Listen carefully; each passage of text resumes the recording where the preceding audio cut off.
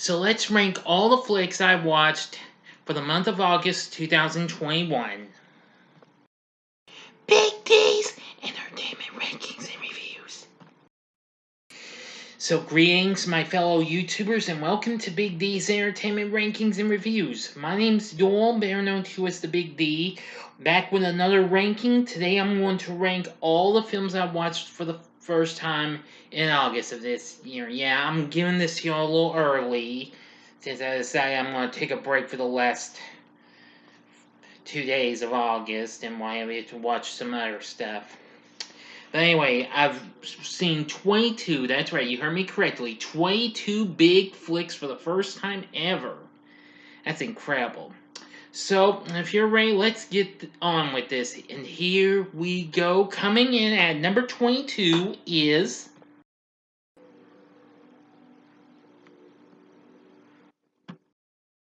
American Pie Presents Girls Rules from last year in 2020. Now, I watched this on Netflix, and I'm going to say that this film wasn't too bad. I mean, it might not have been as good as the other ones, which you'll see the other American Pie Presents flicks on here. And I can tell you this, that the cast wasn't too bad. I mean, I like Madison Pettis, who was all grown up and what have you. That was really something. Rest wasn't too bad, but I just think it could have been just a little bit better. I also like the dance sequence at the end credits. Yeah, that was pretty good too. It's not too bad once you get a chance to check it out. But anyway, American Pie Presents Girls Rules. It's good. I mean, not great though, but at least they managed to pull one off with some gals in Miami instead of just guys, you know. Now, coming in at number 21 is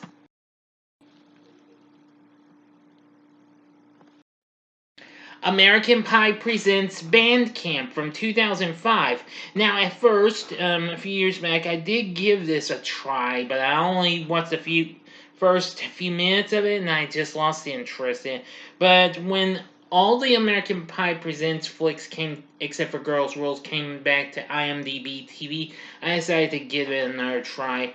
And, well, it's not too bad. It just could have just used just a little bit of a good feel to it. Maybe not much. It had a lot of raunchiness that you could expect from these films. I mean, the cast was reasonable, but not great, though. I mean, we have Eugene Levy back and Chris Owen as well.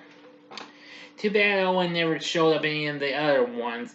But even so, Eugene Levy does show up in all the other movies. It's a shame he never showed up in Girls Rules, though. But anyway, it was pretty fun in ways, Band Camp was. So anyway, that's why it's just so low, number 21. Now, coming in at number 20 is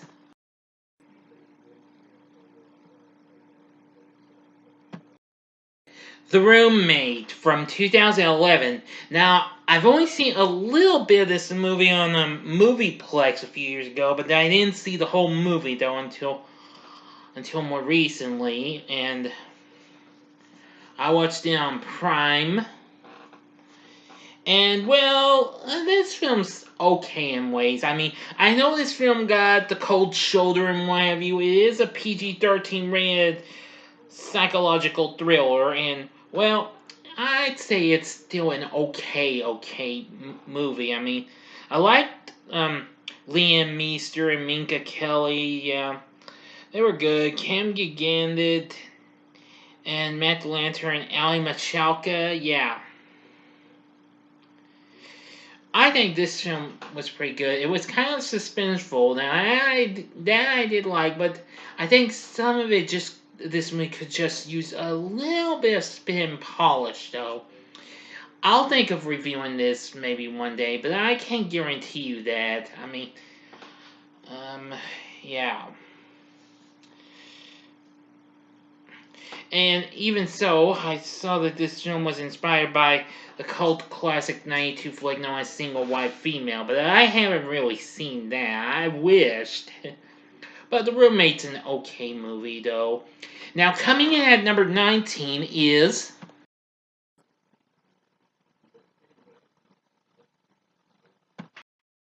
The Kissing Booth 3, which came on Netflix earlier this month. Now, this was a little bit of a step up from the last movie, but like I said, this film got more disses than the last one. But hey, I'm an understanding person, so I can't really blame it. I mean, some of it was kind of a little too dramatic in some parts, but I only liked it because of its fun factor, because it had a surprise, a beach bucket list. Now that was what really made this enjoyable, and I really enjoyed it. I mean, Joy King and well, same old characters we got from the previous films. Oh yeah, Joel Courtney, Jacob Elordi. Yeah, they weren't too bad. They were pretty fun. And well, the Kissing Booth 3, not really the best though, but it comes close. It beats out the second one in my book. But well, you know the rest if you haven't seen my spoiler-free review of it. Now coming in at number 18 is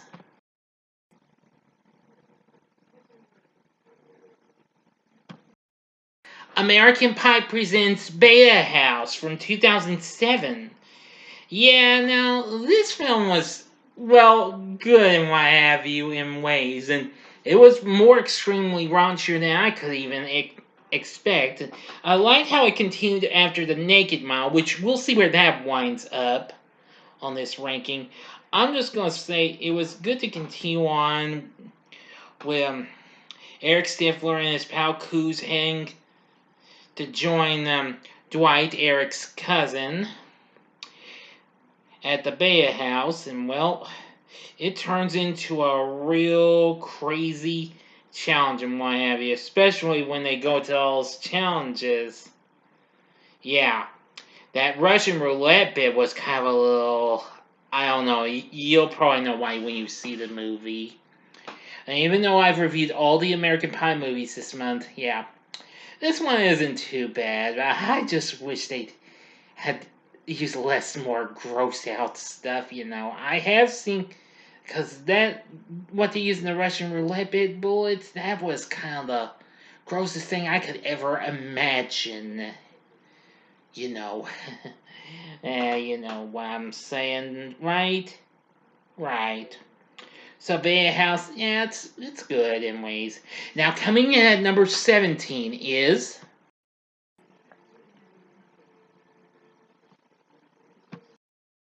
DreamWorks' Penguins of Madagascar from 2014. Now, this was the only film in the Madagascar series I had never watched until just more recently when I watched it on Netflix. Now, look for reviews of the Madagascar franchise next month, so I'm going to make up for missing out on reviewing Madagascar last year for its 15th anniversary. So I'm going to make that up to y'all. But anyway, Penguins of Madagascar wasn't too bad. It was fun. I mean, I liked how the Penguins, Skipper, Kowalski, Rico, and Private joined forces with this organization called Northwind. Yeah, Dr. Octavius Brine wasn't too bad of a villain. Yeah. I thought this had a lot of fun moments. Some of it could have been a little better, but even so, it was fun in ways. But anyway, not sure how it would rank on the Madagascar ranking, but I don't have a ranking of Madagascar confirmed. Sorry.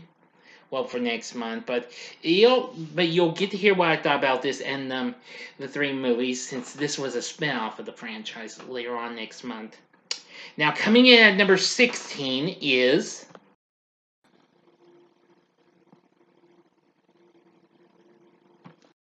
the Loud House movie. Now, while I don't really watch the actual show itself, but since I saw that they were supposed to have this in theaters last year, but they didn't get a chance because of the you-know-what, so they put it on Netflix and not Paramount Plus, so I was really surprised, so I thought I'd give the dice a roll and give it a shot. Well, I gotta say, Lincoln Loud and his, well, older and younger sisters, plus mom and dad, are heading to Scotland and learns that royalty runs in the family. Yeah, really something. It's pretty fun. I mean, I liked hearing David Tennant lend his voice to this here movie. I gotta say, this was just a lot of fun, and the rest is history. Sorry, no pun intended for that. But the Loud House movie, it's pretty fun. Now, coming in at number 15 is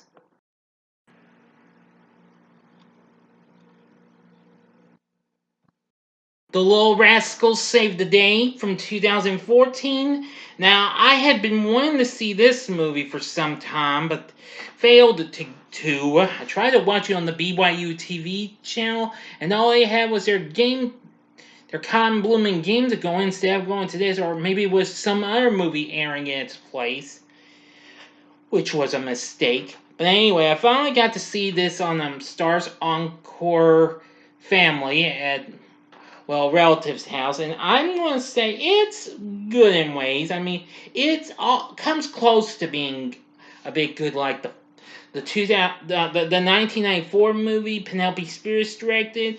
I mean, while we don't have a big group of characters, I mean, we do have Spanky, Alfalfa, Buckwheat, Porky, Stymie, and Darla back, but we also have Marianne on board. We only got to see a little of her in the 1994 movie, but this is really something.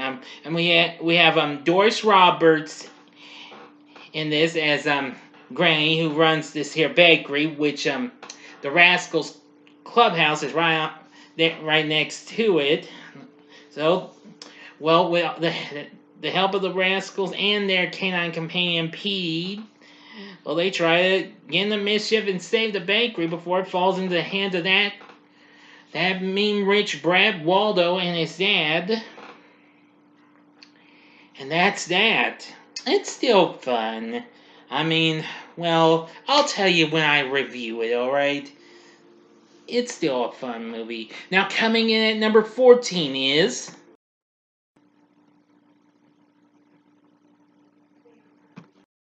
Hes All Dad, which recently came on Netflix not so long ago. Now, this, of course, is the reverse take of She's All Dad. Well, I do like this almost just about as much as I like the original, but I still like She's All Dad a little more. I mean, we have Rachel Lee Cook back on board, and we have Matthew Lillard on board as well. We have Tanner Buchanan, he's really good. And TikTok sensation Addison Rae, very good. Madison Pass is in as the friend turned mean girl. Yeah, it's not too bad of a movie. Mark Waters did a not reasonable, but reasonably good job on directing this, just like what he did with Mean Girls, the Freaky Friday 2003 remake, and just about any other flick he's done. I think this is a film you should check out. I mean, I've already seen my review for it. It's doing pretty well, so thank you, everyone. I do appreciate that. But anyway, He's All Dad. It's just about as fun as She's All Dad. You should give it a try, though. Alright, now coming in at number 13 is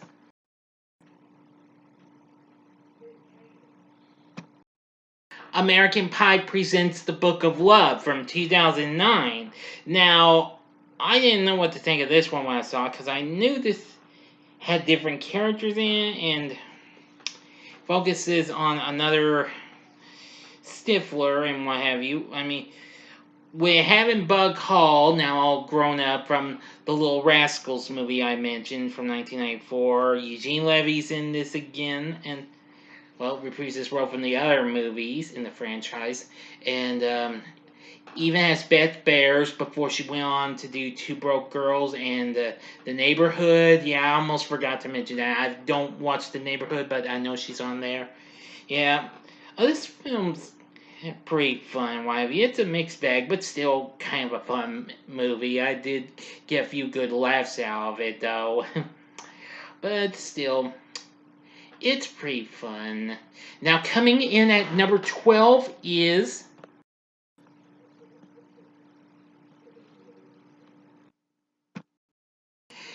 Never Hike Alone, a Friday the 13th fan film from 2017. Now, rarely I would do watch flicks like this, but since I watched that fan-made film, which I know is no way connected to other types of movies called Blasphemers, I thought, what the hey, give it a try. I gotta say, my review for this is done pretty well. I like this. Maybe I'll be giving a look into other Friday the 13th fan films if I can find them. I do know the other one that came out after this, Never Hike in the Snow, is available on YouTube, and that was pretty cool. And it was really nice to hear from the company that made this, Womp Stomp Films. They actually commented on my video for this, so I thank them for that. And I gotta say, it's a pretty good one. We also have Tom Matthews back on in a special appearance. Yeah, that's really something. As Tommy Jarvis, yeah, that was really something. That is awesome. If you've not seen this, this is something you gotta check out if you're a Friday the 13th fan. You will see some classic Friday the 13th movies when I do the rewatches ranking soon. So Never Hike Alone, it's a good movie. Now coming in at number 11 is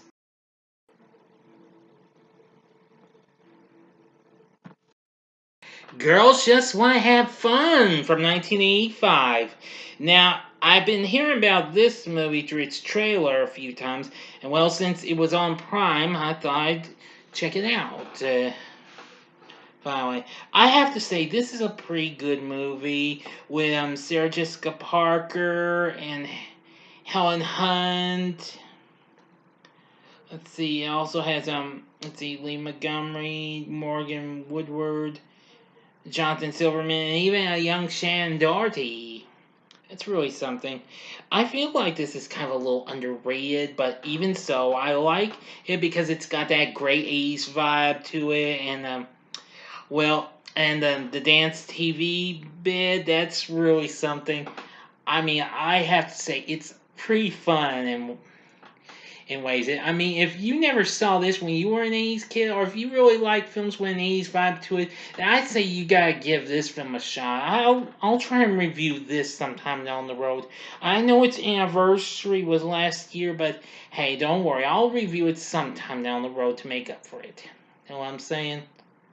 Yeah, but anyway, it's fun. Alright, now for the top 10, coming in at number 10 is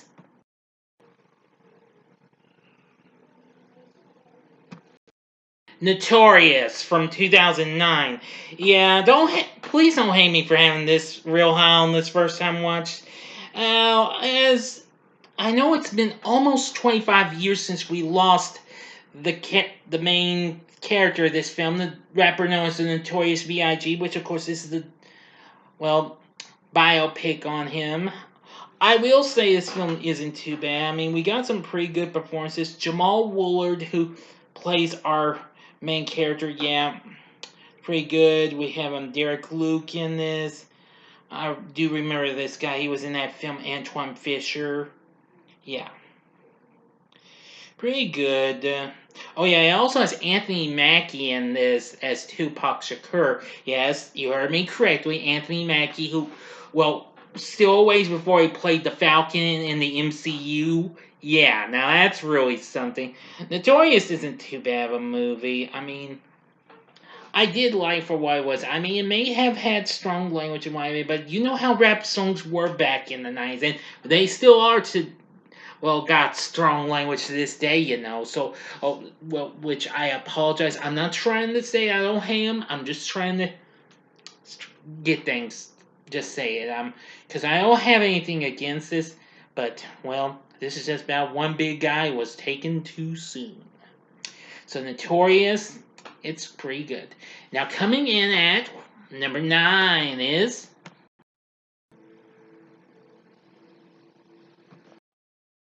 American Pie presents The Naked Mile from 2006. Now, this film was kind of pretty good. I mean, it introduces us to the Stiflers I mentioned earlier that would continue on in Beta House. of course, are Eric and his cousin Dwight. Yeah, Eric and a couple of his friends are heading off on a road trip and join Eric's cousin Dwight for some fun at his college and prepare for the infamous Naked Mile. Yeah, it's not too bad. It's got some pretty odd gals in it and what have you. Don't mind the guys, so well, you know the rest of the story. I mean, this review already has been skyrocketing like crazy. It started out a little slow, but it's been climbing up like I don't know. But anyway, Naked Mile, it's pretty good. I do think it was fun. And, well, the rest is history, as always. Now, coming in at number 8 is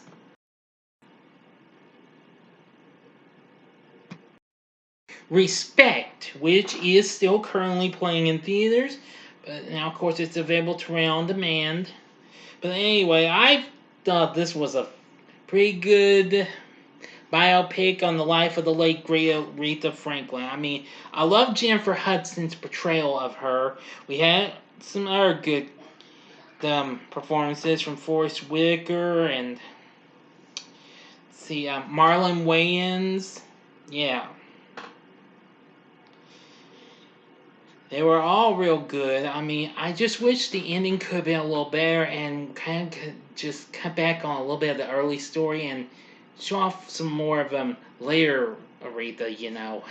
Even so, Respect was pretty good. And I think it's another great musical biopic. Y'all check it out while you still can, though. Now, coming in at number 7 is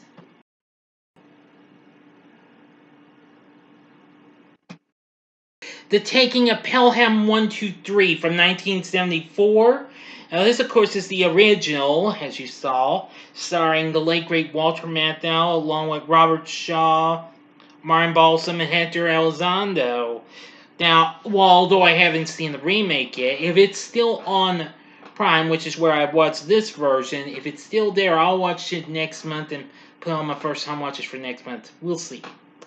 I've got to say, this was really something, and I like the direction from Joseph Sargent. Yes, that's the guy who would direct the infamous Jaws the Revenge, which, before you ask, no, I didn't watch that movie. No, sir, absolutely, positively, undeniably, no. Sorry, that about covers it. But anyway, The Taking of Pelham 123, I think that was pretty awesome. I really liked how the story goes and how these guys trap everybody on the subway. That was really good, and that was a really good suspense film. I think it was fun. Now, coming in at number 6 is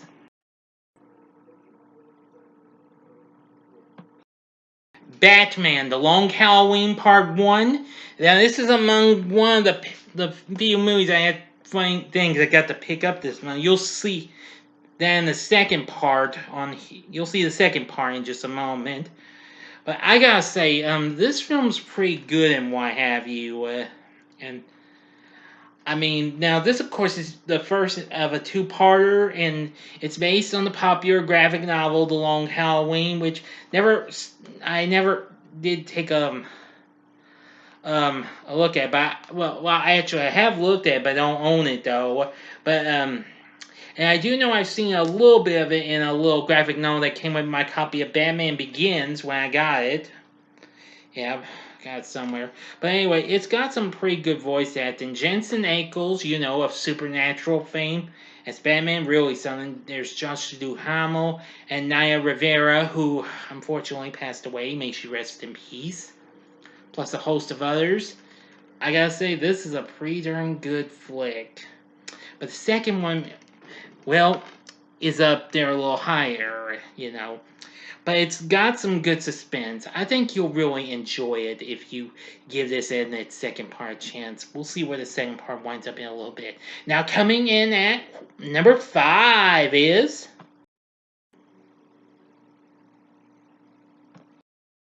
La La Land from 2016. Now, this unexpected Academy Award winning flick, well, I didn't think I'd be interested in it at first, but since I heard so much talk about this, I thought I'd go ahead and check it out. And since it was on IMDb TV, since I've got that with my Amazon Prime, I thought I'd check it out. And, well, I really enjoyed it. It was much more of a good, fun musical than I had thought it would be. Ryan Gosling, Emma Stone, they were really good. John Legend, I almost didn't notice him until I saw his name in the credits, and that's who I thought I saw the guy. But anyway, he was really good. I think this was just a real good movie. I'll definitely need to review this, maybe later on this year. I mean, I rarely would do a review a film that's turning 5. I mean, I was going to do the female like Ghostbusters not so long ago for its 5th anniversary, but I put that on hold for now. But this one, I think I can make an exception. So La La Land was just so fun. It was so colorful, so dramatic, and so musically good. I know, I'm probably sure that's not quite much of a word, musically, but I think it is. Oh well. Now coming in at number 4 is...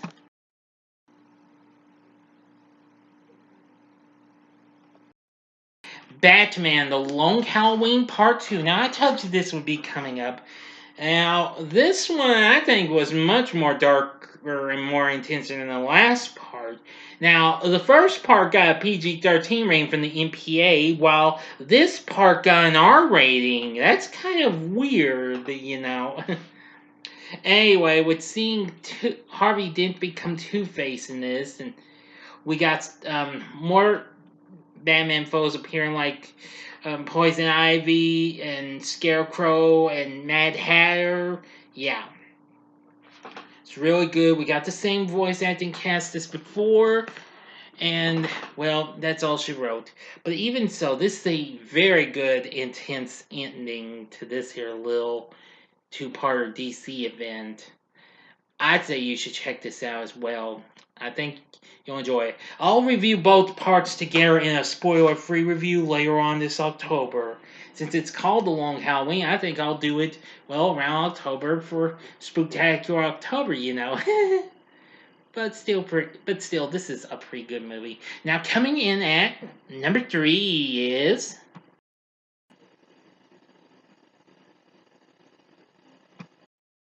Vivo. Now, this is Sony Pictures Animation's newest attempt, and it came on Netflix, which we were supposed to get in theaters. I will say that this was a pretty good musical as well. This was the first animated musical for Sony Pictures Animation. I mean, with good performances from Lin-Manuel Miranda, who voices the title character and does wrote the songs. I'd say that's really something. The rest of the cast is pretty good. And, well, I'm just going to say this was just a lot of fun. And it had some great characters. I'd say if you've not watched this yet on Netflix, you got it. I saw my review for this did pretty well too, so I'm impressed with it. Vivo is definitely another good movie. I'm not sure how I would rank this if I ranked the Sony Pictures Animation flicks, but, well, you never can tell. I haven't really watched all of them, well, not counting but not counting their, direct-to-video sequels for Open Season, the second Surf's Up movie. And I know I don't have to remind y'all, I didn't,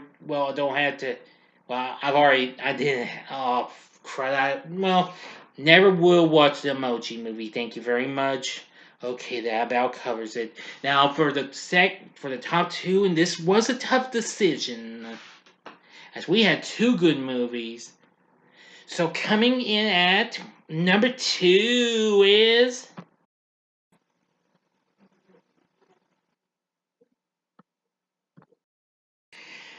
Oh boy, you're gonna hate me for not having this number 1. It's Free Guy, which they happen to have just gotten knocked out of the top spot at the box office due to the Candyman, the new Candyman, you know. Anyway, I had a lot of fun with this movie. Ryan Reynolds is totally awesome in this. Joey Comer's really good in this. I mean, this was probably one of the coolest video game themed movies I have seen. Well, it's not based on an actual video game, but it's still got some fun moments.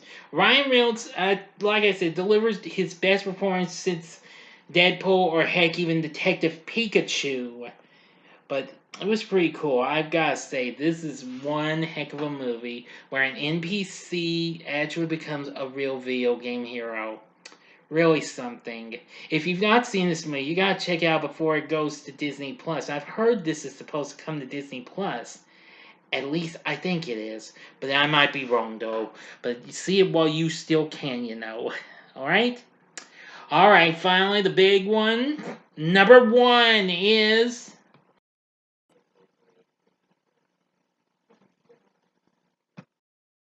The Suicide Squad.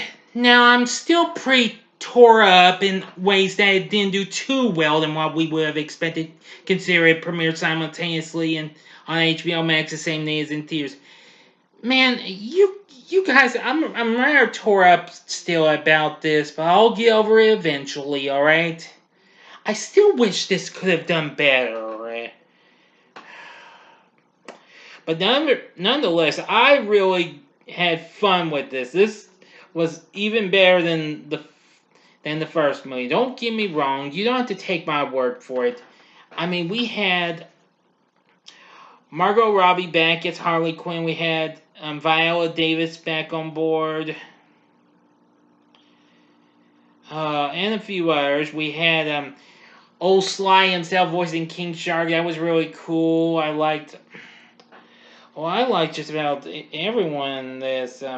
Idris Elba and John Cena did good. We have Joe Kinnaman back on board. Yeah. James Gunn, who directed the Guardians of the Galaxy flicks, did one hell of a job in directing this. Yep. But I think this is just one movie. I think people could have made it a big movie, just like Black Widow did. Well, let's hope for the best. It'll change soon when Shang-Chi and the Legend of the Ten Rings comes out. But anyway, the Suicide Squad had absolute comedy, fun, stuff like that, amazing violent scenes. Wow. This is just one flick you cannot afford to miss. Although I've seen it's going to leave HBO Max soon. But I think you better check out your theater while you still can. I still wish you could make this do a little better. But if you can't, well, it was worth a shot. But anyway, The Suicide Squad, that's my number one pick for first time watch in August of 2021. So, what do you think of this ranking? What's your favorite first time watch? You can give me your top five, or maybe just the one pick you really like more than any other that you watched for the first time. Or you can tell me what you think about this ranking in the comment section below. If you like this video, click the like button below, subscribe to my channel, and be a part of the Big D Nation. Stay tuned, and next time I'll be giving you my August rewatches. Thank you for watching, and if you like, check out these recent rankings. In the upper left-hand corner is the ranking of the American Pie franchise. The upper right-hand corner is the ranking for the Bring It On franchise. Or if you'd like, go to the bottom left-hand corner and see my recent spoiler-free review of Hes All Dad. And the bottom right-hand corner is the button you can click to subscribe. If you like rankings and reviews on movies, TV, music, video games, etc., then I'm your guy. Thank you for watching. Until next time, I'm the Big D saying, see ya.